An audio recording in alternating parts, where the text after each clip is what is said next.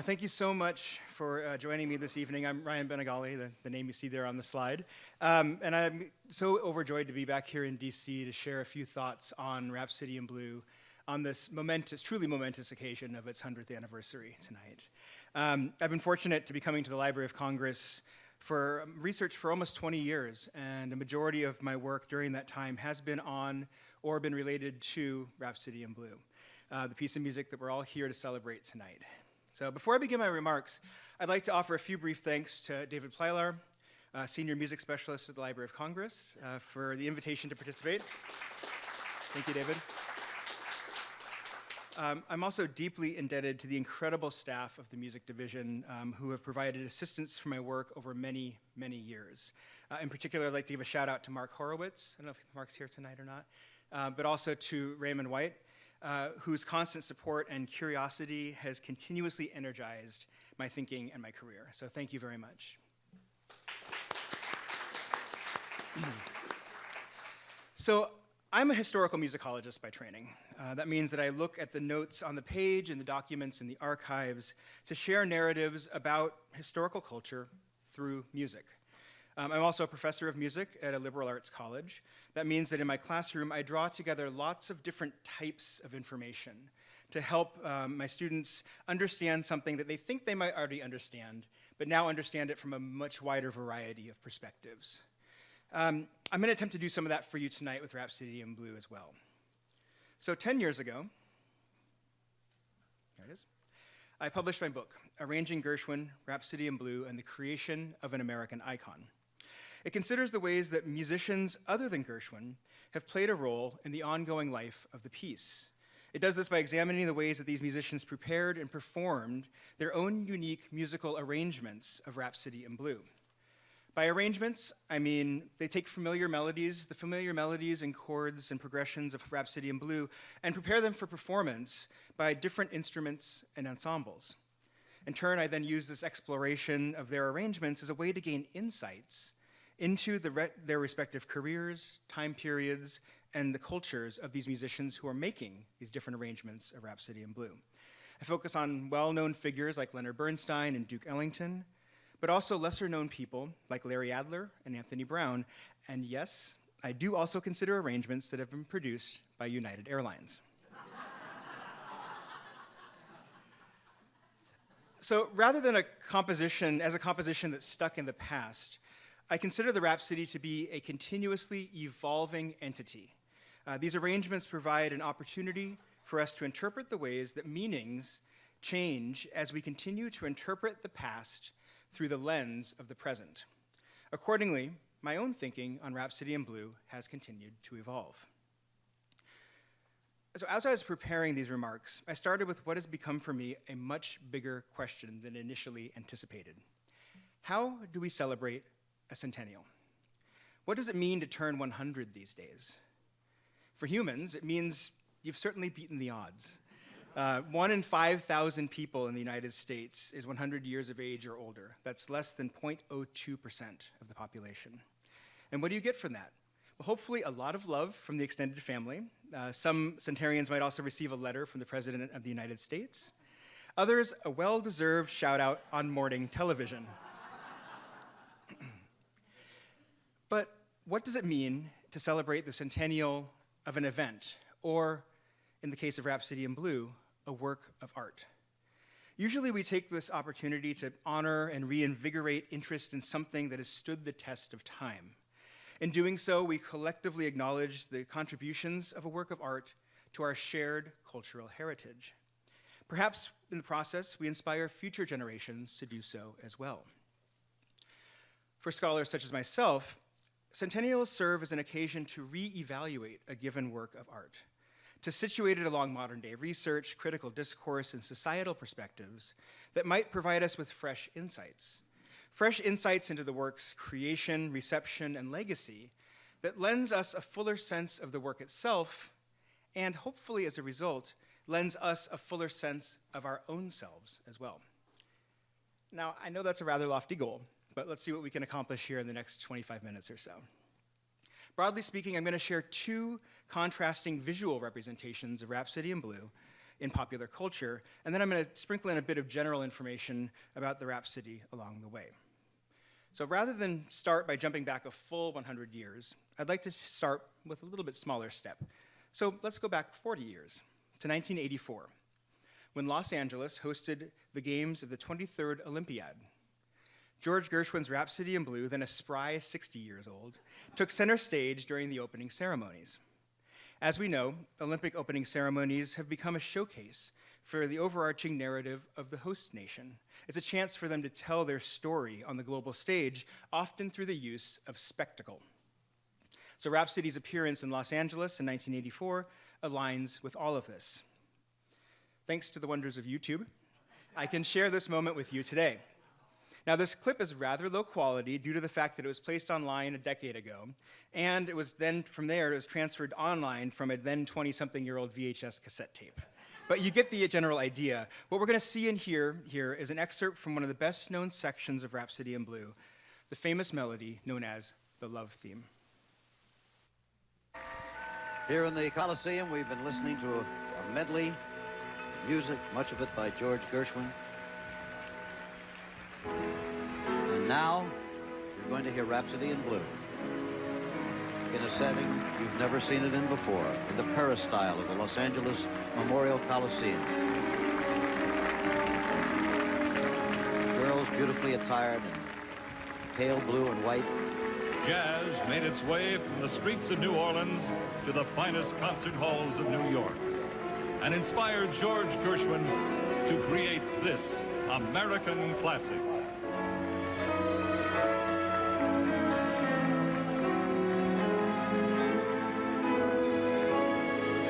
Perhaps George Gershwin's greatest, certainly his most famous composition.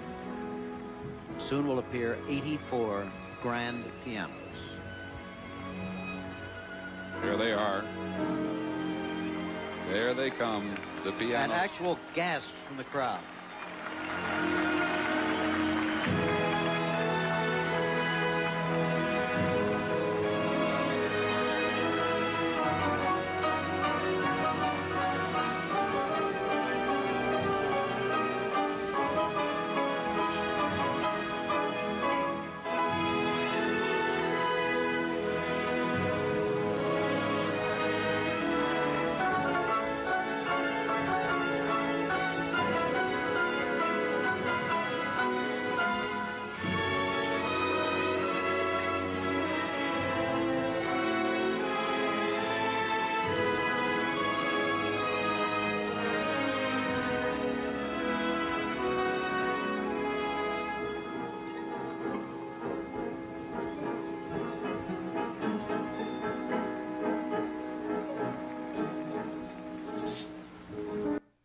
The whole thing's on YouTube, so you can watch it later.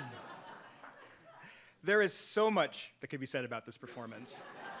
How did they move 84 pianos into place at the same time? Why were all the pianists men and the dancers women? Why even the Rhapsody in Blue? So I'd like to draw attention to the introduction that the audience heard over the loudspeaker.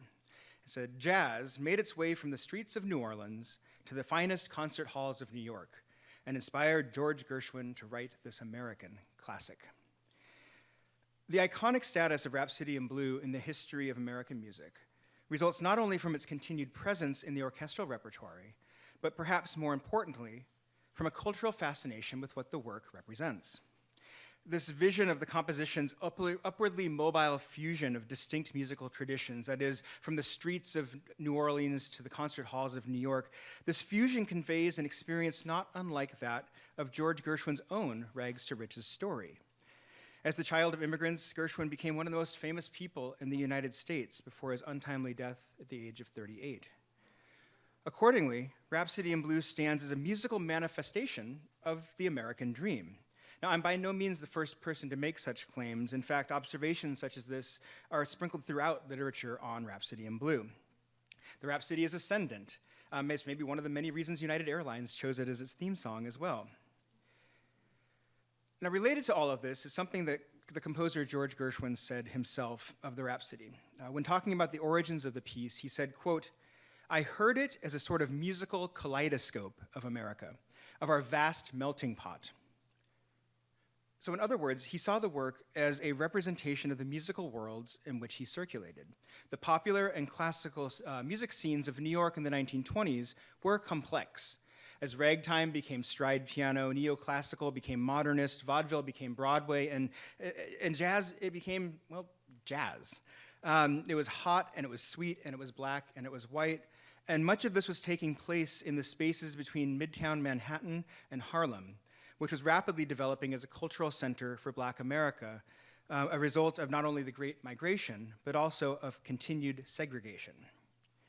As we navigate contemporary discourses on race and culture, there are many lessons Rhapsody in Blue can teach us, not the least of which is the evolution of popular music in America.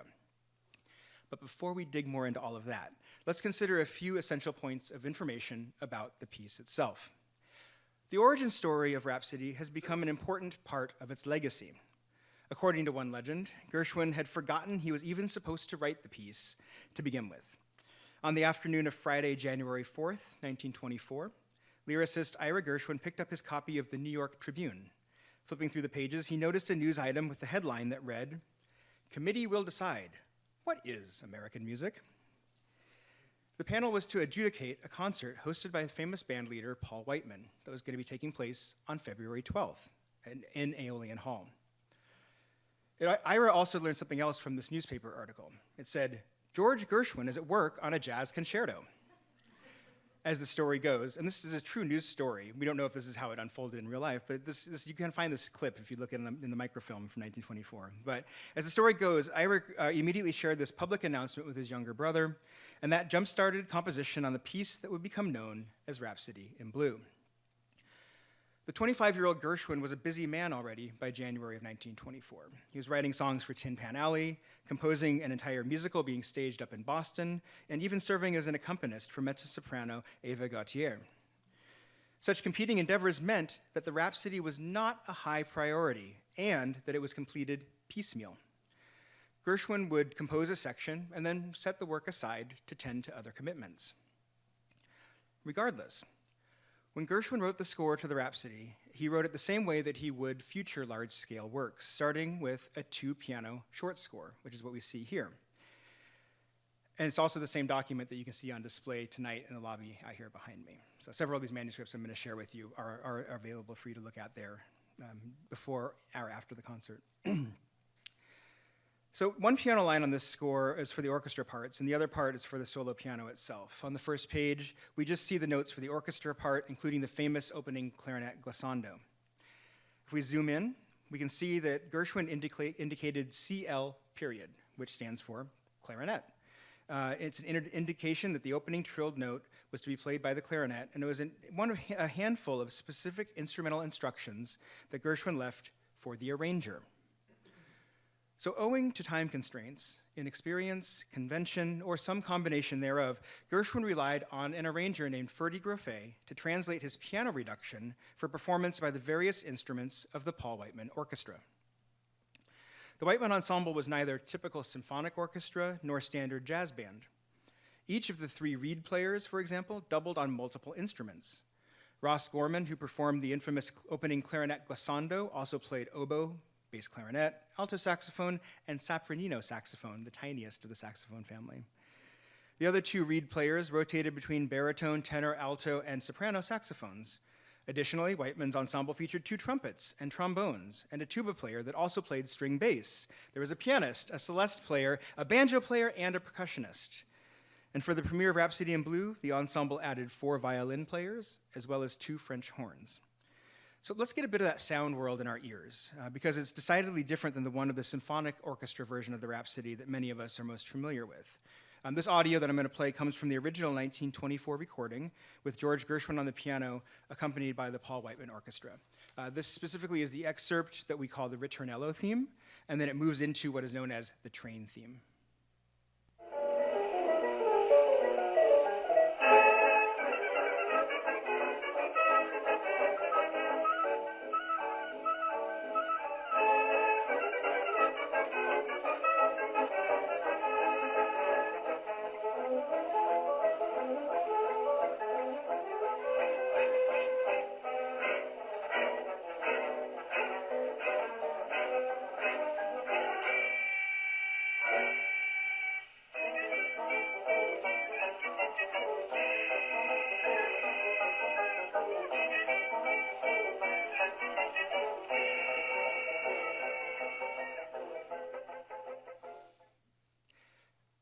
So when the American public first heard the Rhapsody, just as we are all going to hear it tonight, it was through Ferdy Groffet's arrangement. Although the role of Groffet in the initial creative process of the Rhapsody has never been denied, the extent of his contributions to the origins and the ongoing life of the piece have been sidelined due to his status as an arranger as opposed to being the composer. In fact, debates about the extent of Groffet's creative contributions to the Rhapsody are as long-standing as the piece itself. One frequent line of inquiry compares Gershwin's pencil manuscript, seen here, to Groffet's full ensemble jazz band score, seen here. Drawing upon numerous instrumental assignments in various hands and types of pen and pencil, one side of the debate underplays Groffet's contributions to the sonic construction of the piece, assigning greater credit to Gershwin. I take the opposite approach, assigning greater credit to Groffet, and I base this on a key piece of previously undiscovered evidence, a fair copy manuscript held in the Ferdy Groffet collection of the Library of Congress. Rumor has it it's in this room with us right now. So this piece of evidence, this fair copy manuscript, is held in the Ferdy Groffet collection as opposed to the George Gershwin collection. So it's not being looked at quite as frequently as the one that's in the Gershwin collection. If photocopiers had been invented by this point in time, they would have used that. However, Gershwin had other musicians copy the score by hand so that he could keep his pencil manuscript so that when he returned to the Rhapsody, he knew what he had written before. So he was passing off pages of this fair copy to Ferdy Groffet as the Rhapsody was moving along. So this copy documents the Rhapsody in the midst of its development. It informs us that Gershwin indicated only a fraction of the total instruments that are assignments that Groffet ultimately chose, and it captures the piecemeal construction of the piece alongside the pace of the composition as it moved along. There's even a section that Gershwin copied himself, likely because he was late getting more pages to Ferdy Groffet. The timeline, based on the triangulation of these three different manuscripts, means that it was completed even faster than we thought. By my analysis, Gershwin only attended to the work for 10 days. Not 4 weeks, not 3 months, as previously believed. Now, I could go on and on and on about manuscript analysis, but this is not a musicology graduate seminar. I'm happy to go in deeper depth during Q&A if people have specific questions, but definitely check out these manuscripts. They're incredibly important and significant documents that reveal so much more than just the notes on the page. So with the score completed just in time for the final rehearsals, Rhapsody in Blue had its premiere at Paul Whiteman's Experiment in Modern Music on February 12th, 1924. The concert took place in Aeolian Hall, which is part of the Aeolian Company's headquarters north of Bryant Park on West 42nd Street in New York City. In addition to a showroom for its primary business of making player pianos and player organs, Aeolian constructed a concert venue that filled a certain niche within the New York City market. A description of the 1,100-seat space, which is about twice the size of the hall we'll be in tonight. There's a description of it that appeared in Time magazine that describes it as, quote, somewhat smaller than Carnegie. It offers an ideal stamping ground for those more intimate, less thunderous artists and bands whose tiny tunes wandered faintly and dejectedly and sometimes lost their way completely in the vast hollow spaces of the Hippodrome. Within the space of Aeolian Hall, Whiteman hoped that his experiment would further his endeavor to, quote, make a lady out of jazz. Now, the whole notion of jazz is a highly complex subject, particularly in New York during the 1920s. For some, it was connected with the black, improvised, syncopated, and blues-influenced musical practices emerging from New Orleans and up through Chicago and into New York. For others, the term was simply a stand-in for the type of popular songs that Gershwin was creating. Regardless, a majority of musicians, classical and otherwise, became concerned with how this new music fit into the musical life of the United States. Whiteman desired, as I said, to make a lady out of jazz, that is, to find a way to dress it up, to civilize it. We witness a similar impulse in this 1926 cartoon on the screen. We see the child personification of jazz, who's being literally dragged out of the streets of Tin Pan Alley into that refined space of the concert hall. And you see the technician there saying, come on, buddy, I'll leave you with some real nice people. Rhapsody in Blue premiered 2 years before this cartoon first appeared. Here's a copy of the original marble-papered covered program from its concert from the Library of Congress archives. Inside the program, we can read that, quote, "The experiment is to be purely educational." Mr. Whiteman intends to point out the tremendous strides which have been made in popular music from the day of the discordant jazz to the really melodious music of today, which for no good reason is still called jazz. As reported in the press, Rhapsody in Blue proved Paul Whiteman's experiment a success. The New York Times, for example, reported on the thunderous applause that followed the piece, noting that, quote, "Many a hardened concertgoer excited with the sensation of a new talent finding his voice." Riding the waves of such press, historians have regularly offered the well-cited figure that the original recording sold 1 million copies. Now, in our present day of things going viral on the internet, part of me wants to believe that, but then the archivist in me has been through all the royalty records that reside in a box across the street. Instead, this initial 1924 recording of Rhapsody, the one that features Gershwin at the piano with the ensemble that we listened to a moment ago, this recording only sold about 50,000 copies in total. Such scarcity is one reason that they sell for $100 or more when they appear rarely on eBay. If anyone finds one on eBay, let me know. I will buy it. Even when combining these 1924 sales with the approximately 110,000 copies that were sold from the 1927 recording, the figure still remains well shy of the 1 million copy mark. But in addition to record sales, the Rhapsody spread through radio broadcasts of the piece. Countless dance bands and orchestras began to play the work using commercially available stock arrangements or creating their own renditions. Professional and amateur musicians could acquire solo or 2-piano arrangements of the piece. And over the course of the late 1920s, Rhapsody in Blue did indeed gain wide and national popularity. However, the success also opened the piece up to critique. And then in this regard, I'd like to venture into the complicated question of the extent to which Rhapsody in Blue does or does not appropriate Black music. But rather than visit it from the lens of the present, let's take another step back in time and look at one response by Black artists themselves. In doing so, I'd like to turn to my second example of Rhapsody as visualized in popular culture. It provides a stark contrast to what we witnessed in the 1984 Olympics example. The earliest appearance of Rhapsody in Blue on film comes from 1929, just 5 years after the work's premiere. Titled St. Louis Blues, it offers a 15-minute depiction of African-American life and music, ultimately interpolating the Rhapsody in an unexpected and acerbic way. With the exception of Rhapsody in Blue, all other music heard in the movie draws on W.C. Handy's popular song, St. Louis Blues. And this song was, of course, one of Smith's most famous recordings, and this film represents the only time that she would appear on the silver screen. And I should note that this film has been named to the Library of Congress Film Registry, and its entirety can be viewed on the library's website. In St. Louis Blues, Smith plays the part of Bessie, an unrequited lover to a duplicitous and abusive gambler named Jimmy. She confronts Jimmy after finding him alone with another woman, but quickly finds herself battered and alone on the floor of a rundown apartment. A crossfade relocates Bessie to a lonely bar stool, and as the camera pans around, it reveals the all-black club setting and its powerful musical potential.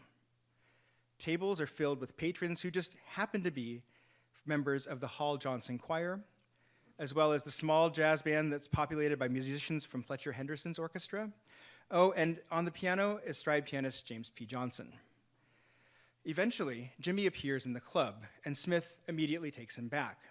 But as we'll see in this clip I'm going to play for you now, the reconciliation has deeper motivations.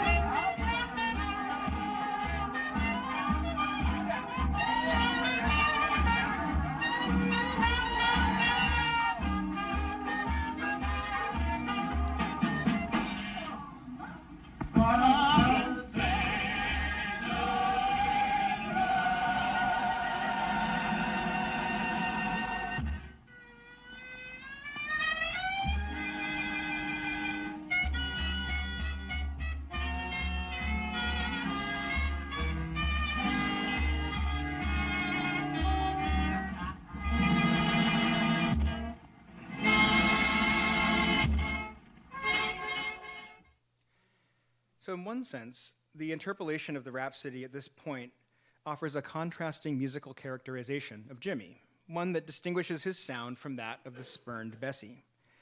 At the same time, this explicit introduction of Gershwin's famous piece complicates, contextualizes, and informs larger contemporary considerations of black music. Connecting the Rhapsody to the errant actions of Jimmy effectively links the piece to what was emerging as a common reality and critique amongst black artists, namely the appropriation or theft of jazz from the black community. As we see in there, Jimmy not only strips Smith, an actual black musician, of her agency, but he also, by pickpocketing her, literally deprives her of her financial standing. Now, this first instance of the Rhapsody in Blue on film offers a subtle but astute commentary on the racial economics and politics of popular music. It also returns me to my opening question: how do we celebrate centennials? As I noted at the outset of my remarks, I see them as a time to situate a work alongside modern-day research, critical discourse, and societal perspectives. I also think, in the case of Rhapsody in Blue, that it's an opportunity to acknowledge what we might already know, but we tend to forget. That art, like art, life is complicated and nuanced and inconsistent, but it's also so full of meaning. The world today is fueled by the quick soundbite and the rush to judgment, but us humans, just like Rhapsody in Blue, are capable of holding multiple perspectives at once, even conflicting ones. And we're also allowed to change those perspectives over time. The Rhapsody is a great work, and because it was made quickly and because it borrows from diverse musical cultures, does not reduce its standing. It becomes even more complex and thought-provoking the longer that it travels through time. And that's perhaps ultimately what makes it, indeed, a masterpiece. Now, there's some who might disagree with me. Since you are, I'm assuming, fans of the Rhapsody, and you are here tonight, you may have also likely encountered this essay by Ethan Iverson of the Bad Plus, published in the New York Times a few weeks ago. If ever there was a headline designed to garner attention, it is this one. It's also prompted a lot of polarized responses that unfortunately don't dig much below the surface. Don't get me wrong, Iverson does indeed call the Rhapsody the worst masterpiece, but it's worth considering the core of Iverson's argument, which is not ultimately about the compositional deficiencies of the piece or about musical appropriation. Yes, he does call the work corny, when he's thinking about it as a representation of quote-unquote jazz, but he also contextualizes it in the context of the observation that I made earlier. Jazz in the 1920s is a very complicated and form of music that is in flux.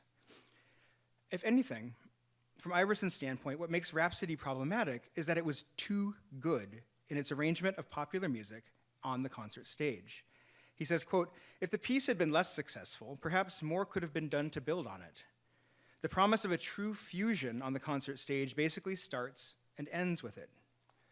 So because the Rhapsody has been so popular, other compositions that responded to the call of combining jazz and classical forms have never been quite able to gain the same traction or interest. Does this mean that Whiteman's concert was a failed experiment?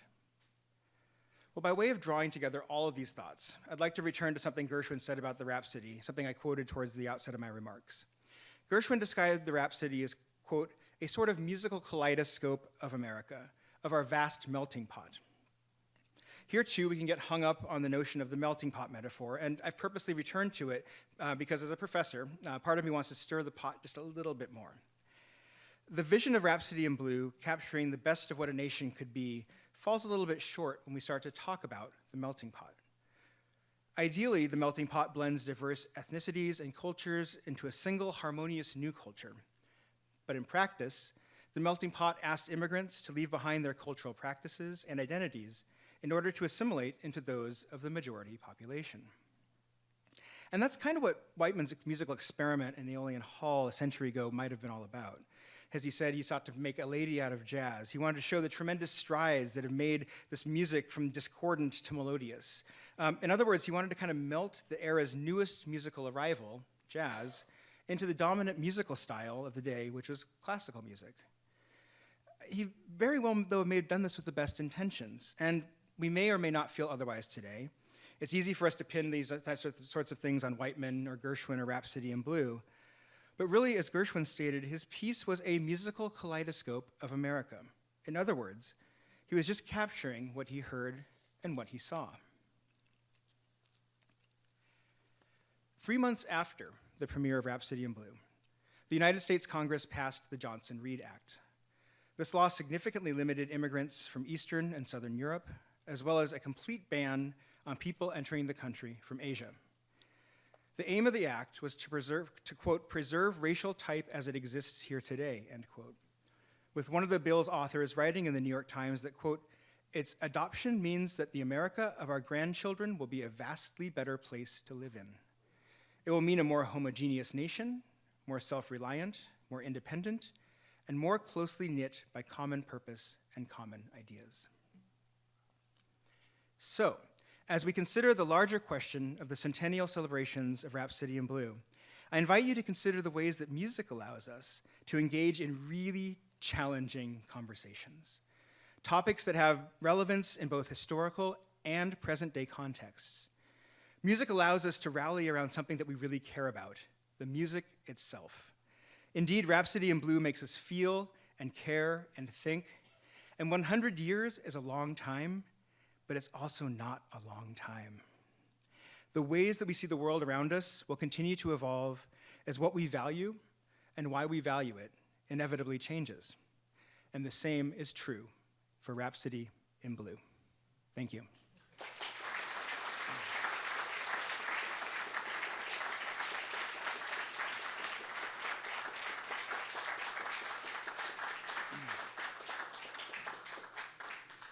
Thank you. I believe we have a little bit of time for comments before the hall is open. So we'll have a microphone that'll be coming around.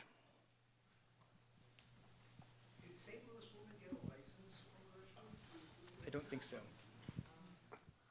Yes. Okay. Ryan, I was at your talk here 9 years ago, so great to see you again. And I'm going to kind of expand on a question I asked you then. So it sort of gets, I don't want to go too far in the weeds here, so if we need to take it offline, let's do that. But it's the question about what we're going to hear tonight and the critical edition you prepared. So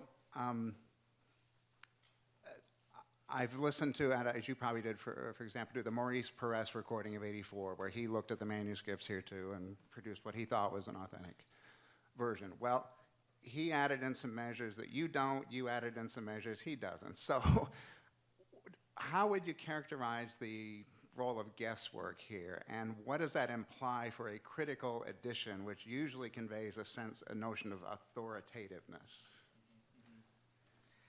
Thank you. Thanks for that question, and thanks for coming to both the talks. And also, this question comes from one of the other leading experts in the field, so we'll just put that on the table as well. The Rhapsody in Blue Critical Edition, which I didn't talk about in my remarks because there's a little blurb about it in the program notes, and I didn't want to try to just read my program notes to y'all. But the Critical Edition that has just been released from the University of Michigan is what we believe to be as authoritative and accurate a representation of what was performed, the first performance of Rhapsody in Blue, as we can get. Again, it's guess, the question of guesswork. It's a matter of triangulating not just the 3 manuscripts that I talked about tonight, but also the 2 recordings, the piano rolls, radio recordings, and then other bits and tidbits of information that we can find along the way, including those parts from the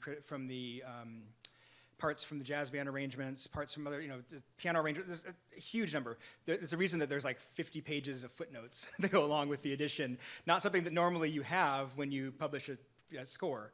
But in the critical edition, what we do is we go in and we account for every single little choice that we make in the editorial process.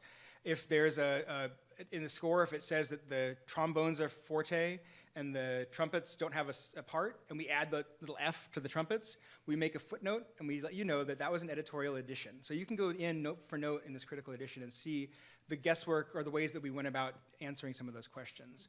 I hope that we've done a pretty good job in doing it. The question you're asking about measures that we left in or left out from previous versions of Rhapsody in Blue, this is based on really the addition of that 3rd manuscript, of the fair copy. The fair copy really does capture what was in the midst and what we believe was performed, everything else that was added to either of those other two manuscripts in the aftermath of the first performance, we can't really say for sure. Gershwin used the pencil score that I showed you for his performances of Rhapsody in Blue for the next several years.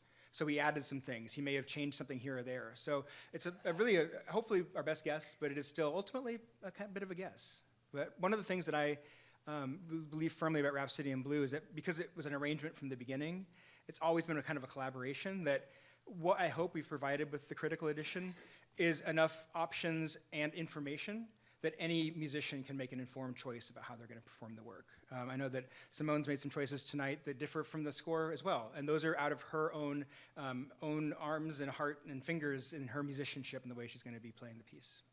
Thank you for the question.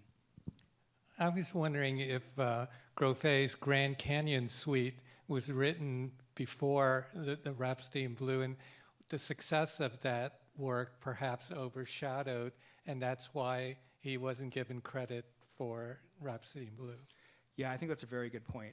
The Grand Canyon Suite came several years after Rhapsody in Blue, and has been 32. Thank you.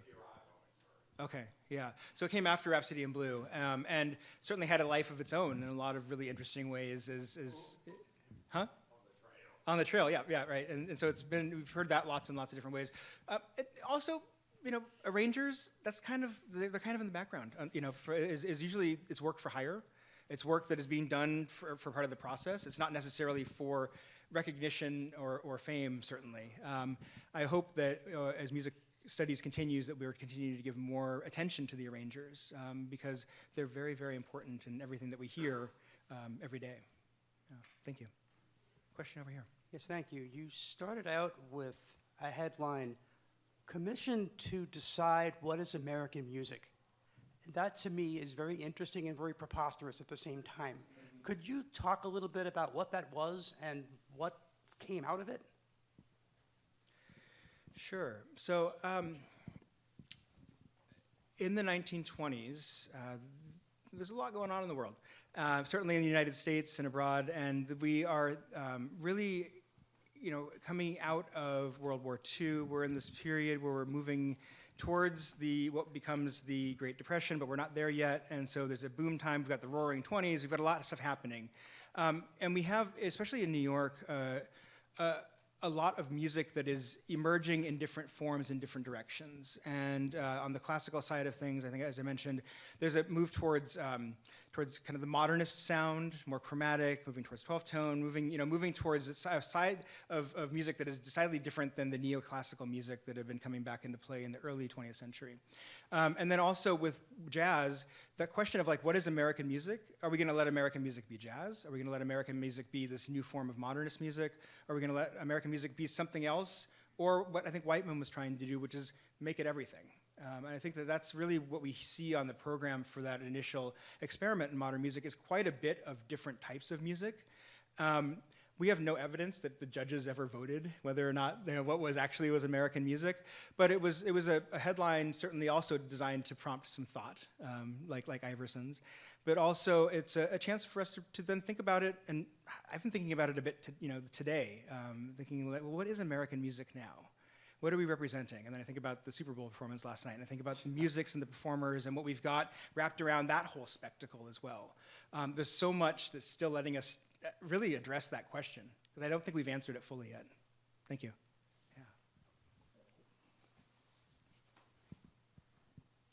Yeah. Thank you. Probably to oversimplify, Rhapsody is warm, hot, Blue is cool, cold. Do you think of the score as trying to resolve or work with those two opposites, if there's anything to that dichotomy? Yeah, thank you. Thanks for mentioning that warm, hot, cool dichotomy. On my way here from Colorado yesterday, I flew through Chicago, and maybe some of you have seen that neon underpass where Rhapsody in Blue is playing. Still, there's an arrangement that plays along with that neon sculpture there, but it's actually designed into different zones. It's designed into cool zones at either end to let you calm as a passenger as you descend into the tunnel. And then as you move through, it actually moves into a hotter or warmer, colors, brighter colors, which are designed to re-energize you and make you move faster through that tunnel, and then hit that cool end at the colors at the end as well. So I think there is probably some connection there to the music and the score itself as well, in the ways that it does play with sonic color, timbral color. It plays with tempo. We've got sections that go faster or slower. And I think overall, I've not heard the rehearsal for tonight's show, so I don't know how fast they're taking the tempos. Generally speaking, the original one goes faster than what we've come to know with the symphonic performances of the piece too. Thank you. Did Weidman invite any other composers to contribute to this experiment? Was there anything else on the program?